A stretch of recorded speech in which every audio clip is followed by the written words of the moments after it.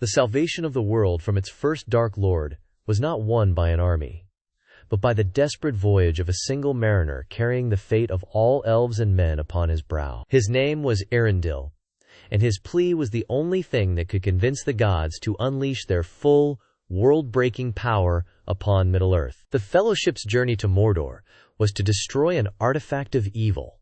Eärendil's journey across the sea was to deliver an artifact of pure light, a quest so perilous it makes the dead marshes seem a pleasant stroll. This is the story of the man who was forbidden to enter the land of the gods, yet sailed there anyway. The father of Elrond and Elros, the mariner who became a star, and the symbol of everlasting hope in a world drowning in despair. By the final years of the first age of the sun, hope was a forgotten luxury. For nearly 6 centuries, the peoples of Middle-earth had waged a catastrophic war against the first and greatest of all Dark Lords, Morgoth Bauglir. He was the master of Sauron, the prime source of all evil in Arda, and he had won. One by one, the great hidden kingdoms of the elves had been discovered and annihilated. The strength of men had been broken, their alliances shattered, their heroes slain. The armies of the Valar, the angelic guardians of the world, remained absent, withdrawn across the great sea in their undying lands of Valinor. They had not intervened in the affairs of Middle-earth for thousands of years, abiding by a divine law of non-interference. From the frozen hell of Angband, Morgoth's power was absolute, a suffocating blanket of shadow and fear that smothered all resistance. There were no armies left to challenge him. There was no king left to unite the scattered remnants of elves and men. All that remained were a few desperate survivors, clinging to life in a small settlement at the mouths of the river Sirion, the last bastion of light in a conquered world. It was into this age of utter darkness that a child of dual heritage was born. His name was Eärendil. His father was Tuor, a great hero from the house of Hador, one of the noble lineages of men. His mother was Idril Celebrindal, the daughter of King Turgon, and an elven princess of the Noldor in the hidden city of Gondolin. He was half-elven, a child of 2 kindreds, bearing in his veins both the mortality of mankind and the long life of the Eldar. Eärendil's earliest memories were not of peace, but of fire and ruin. As a boy of 7, he witnessed the fall of Gondolin, the last great elven stronghold. He saw the magnificent white towers topple, brought down by Morgoth's legions of Balrogs and dragons. He felt the terror of the sack of the city, and was carried on his father's shoulders through a secret tunnel, fleeing the screams and the slaughter as his home was erased from the world. This cataclysm forged his spirit. He grew up as a refugee among the survivors at the havens of Sirion, a leader of a people without a home. It was there that he met and fell in love with Elwing, a maiden whose lineage was as storied and sorrowful as his own. She too was a descendant of mixed heritage, the granddaughter of the mortal hero Beleriand and the elven princess Luthien Tinuviel. But Elwing was more than just a princess. She was the keeper of a treasure beyond all price. Upon her breast she wore the Noglamir, the necklace of the dwarves, and set within it was a Silmaril. The Silmarils were the 3 greatest jewels ever created, crafted by Feanor, the most skilled of all elves. Within them, he had captured the pure, unmingled light of the 2 trees of Valinor, the very source of light for the world before the sun and moon were made. They were holy objects, desired by Morgoth above all else. His theft of them had been the cause of the entire, centuries-long war. The jewel Elwing possessed was the very one her grandparents, Beren and Luthien, had heroically cut from Morgoth's own iron crown. But Eärendil was not merely a refugee. He was the inheritor of a destiny woven before he was born, a destiny tied to the greatest treasure ever made. But how could one man, leading a dying people, be expected to carry the hope of the entire world? Eärendil felt the call of the ocean deep in his soul. It was a yearning inherited from his father, Tuor, who had felt the sea longing his entire life. He became the greatest mariner of his age, building a ship of white timber, graceful and swift, which he named Vingelot, the foam flower. With a small, loyal crew, he sailed the uncharted seas. His voyages had 2 purposes. First, he searched for his parents, Tuor and Idril, who, in their old age, had built a great ship and sailed into the west, seeking Valinor. They were never seen in Middle-earth again. Second, and more desperately, he sought to accomplish what they had attempted, to find the hidden shores of Valinor himself and deliver a message. He would plead with the Valar for pity and aid, begging them to intervene before Morgoth extinguished the last lights of the world. But his quest was deemed impossible. The Valar had long ago set a barrier, the ban of the Valar, forbidding mortal men from sailing to the undying lands, lest they be consumed by a desire for immortality they could not have. To enforce this, they had shrouded the coasts of their realm in a labyrinth of enchantment known as the Shadowy Seas and the Enchanted Isles, a magical ward from which no mariner had ever returned. For years, Eärendil sailed, yet found no path through the Vale. He became a legend, a ghost on the waves, always searching for a shore that was barred to all mortals. But back at the havens of Sirion, the darkness he was trying to outrun was about to find the very thing he was sworn to protect. The Silmaril that Elwing possessed was a beacon of hope, but it was also a curse. Its creator, Feanor, and his 7 sons had sworn a terrible, unbreakable oath to recover the jewels at any cost, from any who held them, be they friend, foe, or god. This oath had already driven them to commit horrific acts, slaying their own kin in pursuit of the gems. Now the remaining sons of Feanor, Maedhros, Maglor, Amrod, and Amras, learned that a Silmaril resided at the havens of Sirion. Driven by the burning agony of their unfulfilled oath, they sent messages demanding the jewel be surrendered. Elwing and her people refused. The jewel was their last symbol of hope, a gift from the Valar themselves, and a testament to the sacrifice of Beren and Luthien. And so, for the third and most tragic time, elves went to war with elves. The sons of Feanor, their spirits twisted by their terrible vow, led an army against the last refuge of their people. They stormed the havens of Sirion in a surprise attack, and the halls and harbors ran red with the blood of the Eldar. The third kinslaying was an act of final, bitter despair, a civil war amongst the vanquished. In the midst of the slaughter, the Feanorians captured Eärendil and Elwing's young twin sons, Elrond and Elros. But they would not get the Silmaril. As Maedhros and Maglor closed in on her, Elwing, clutching the jewel to her breast, made a final, desperate choice. Rather than let the hallowed gem fall into the hands of the oath-takers, she fled to a high cliff overlooking the sea and cast herself into the churning waves below. Her story should have ended there, a final casualty in a war of attrition and sorrow. But the Valar, for the first time in ages, directly intervened. Ulmo, the Lord of Waters, the Vala whose power runs through all the seas of the world, would not allow the Silmaril to be lost. He reached out with his power and lifted Elwing from the waves, transforming her. He gave her the form of a great white bird, and upon her breast, shining like a star, was the Silmaril itself. With strength lent to her by the Vala, she flew out across the great sea, a streak of white against the storm, seeking the one person who could help her. She flew through wind and rain, over leagues of lightless water,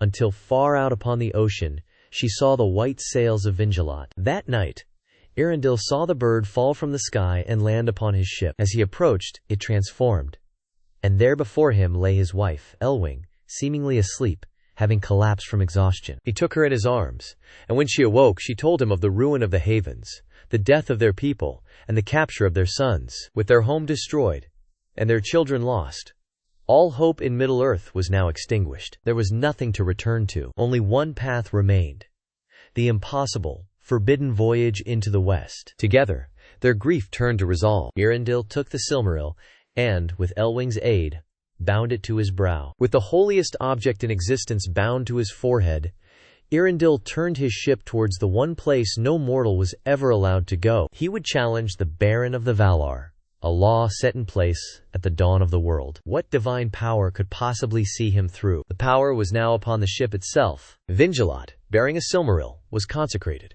a holy vessel sailing a profane sea. As they approached the magical barriers that had thwarted Eärendil for years, the light of the jewel did what no mariner's skill ever could. The shadowy seas, those miles of enchanted fog and despair that confuse the mind and turn ships from their course, could not withstand the sacred light of the two trees. The light of the Silmaril parted the glooms. The enchanted isles, which would ensnare travelers in an eternal, dreamless sleep, fell away before its power. The very will of the Valar, woven into the fabric of the sea and air, yielded to the uncorrupted light of the elder days. For the first time since the world was changed, a ship from mortal lands was breaking through the veil. After long weeks of travel through this divine barrier, they saw it. A light that was not of the sun or moon. A deep, piercing, and everlasting brilliance on the far horizon. They had passed Tol Eressëa, the lonely isle of the elves, and now looked upon the shores of Aman, the undying lands, the physical home of the gods of Arda. They sailed into the Bay of Eldamar and saw the green and silver slopes of the land of Valinor. The Silmaril had pierced the magical veil that guarded the Undying Lands. But a magical barrier is one thing.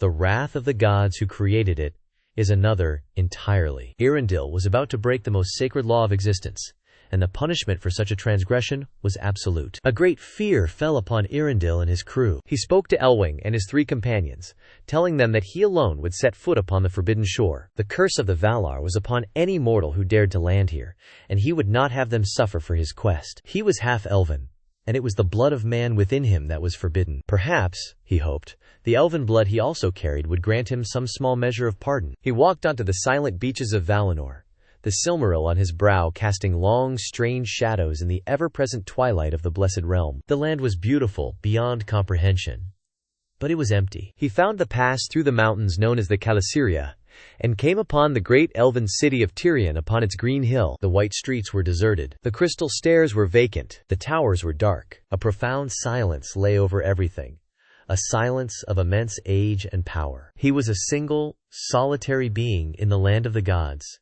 and the gods were nowhere to be seen. He feared that his quest had been for nothing, that he had come all this way only to perish, unheard, on a silent shore. He turned back toward the sea, and lifting up his voice he called out into the stillness, a cry of both Elvish and the tongues of men, but his words were lost in the vast holy emptiness. The Valar did not answer. But what if the silence was not a rejection, but a debate? What if his plea had not fallen on deaf ears, but had instead shattered the timeless consensus of the gods themselves? As Eärendil, his heart now filled with the cold dust of failure, began to trudge back towards the sea, a great voice finally boomed from the pass of the Calasyria, echoing from the stone and sky. "Hail Eärendil, of mariners most renowned," the voice declared, in a language more ancient than any he knew, yet he understood it perfectly. "Hail, bearer of light before the sun and moon, the star of hope in the darkness. You have come at last, but you have come unbidden." The figure who spoke was Elonwe, banner-bearer of Manwë, king of the Valar. He had not been summoned by a god, but by the light of the Silmaril itself. The silence was now explained. Eärendil's arrival had not gone unnoticed. It had instead plunged Valinor into a crisis. The law was absolute. No mortal could set foot here and live. But Eärendil was not just a mortal man. He was half-elven, a descendant of the House of Finwë, and he came not for himself, but as an ambassador for 2 races. Did his purpose grant him an exception? Could a law of the world be broken by a plea from it? This was the question the Valar now debated in their secret council. Eonwe was sent not to welcome him, nor to destroy him, but to summon him to judgment, But this judgment was not for trespassing, it was for something far older. His plea was forcing a verdict on the Valar themselves. For 5 centuries, the Valar had held to their policy of non-intervention. After the first catastrophic wars against Morgoth, which reshaped the continents, they had witnessed the devastation a direct clash of gods could wreak upon the very fabric of the world. They had withdrawn, vowing never again to bring such ruin upon the children of Ilúvatar. And Eärendil, by standing before them, was demanding they break that vow. Was the cure worse than the disease? Was it better to let Morgoth enslave the world than to destroy the world in the process of saving it? This was the terrible calculus they had been avoiding. And at the heart of their reluctance stood one Vala in particular, Namo, better known as Mandos, the judge. Mandos was not evil. He was the voice of consequence, the memory of fate. It was he who had pronounced the doom of the Noldor when they rebelled, a prophecy of endless sorrow that had come true in every terrible detail. And now, his unseen gaze fell upon Eärendil, and in that gaze was the weight of all the death that would follow if the Valar answered this plea. He was the prosecutor in this trial, and his argument was simple and terrifying. To go to war was to risk breaking the world again. But another Vala rose to speak, one who had not abandoned Middle-earth. It was Ulmo, Lord of the Waters, and his voice was the sound of the deep ocean, a power as ancient and profound as Mandos's silence. He spoke of the tears of elves and men, which flowed in the rivers and came at last to his sea. "Shall the children of Ilúvatar cry out in the dark, unheard?" Ulmo's voice thundered in the Ring of Doom. "We are their guardians, not their jailers. If we do not answer the plea of the innocent, then what is our purpose? The world may be broken in the saving, but it will be utterly lost in our silence." The council was divided. The fate of Arda hung on a knife's edge. And then, A new light appeared at the gates of Valinor. A miracle. The bird was Elwing, born across the sea by Ulmo's power, and upon her breast was the second Silmaril. She fell from the sky in her exhaustion, and as she fell, she took on her own form again, collapsing into the arms of Eärendil. For the first time, a man and a woman who had known the suffering of the outer world stood together before the gods. They did not plead as ambassadors. They pleaded as parents, as children of a dying world. Their love, their grief, their unyielding hope was an argument more powerful than any prophecy of doom. Finally, Manwe Sulimo, High King of Arda, stood up from his throne on Taniquetil. The winds of the world fell silent to listen. His voice was calm, but held the authority of the sky itself. He gave his judgment. The plea was accepted. The doom of the Noldor would not be the final word. The might of Valinor would be unleashed. But Eärendil and Elwing could not walk again among mortals, having set foot on the undying lands. They were given a choice, a gift offered to no others. They could choose the kindred of which they would be judged, to share the fate of the elves or the fate of men. For Elwing's sake, Eärendil chose. They would be counted among the firstborn, the elves, and be granted immortality. But their journey was not over. A new fate was decreed. The Valar hallowed his ship, Vingelat, and set it to sail the trackless voids of the sky. And Eärendil, with the Silmaril bound to his brow, would become a star, a light for the peoples of Middle-earth, a sign of hope that the Valar had not forgotten them. The host of the Valar, led by Eonwe, prepared for the great battle, the final war of wrath. But our story ends here, not with the clash of armies, but with the fulfillment of a single mariner's quest. The quest that saved the world. He became a perpetual promise, shining in the twilight, a reminder that even after the longest night, the dawn will always come, and that one voice, crying out in the darkness, can be enough to move the very pillars of heaven. The tale is told, but the legend lives on. To ensure you don't miss the future chronicles of this age and the next, subscribe to the _Silmarillion_Chronicles. Join us, and keep the light of the Elder Days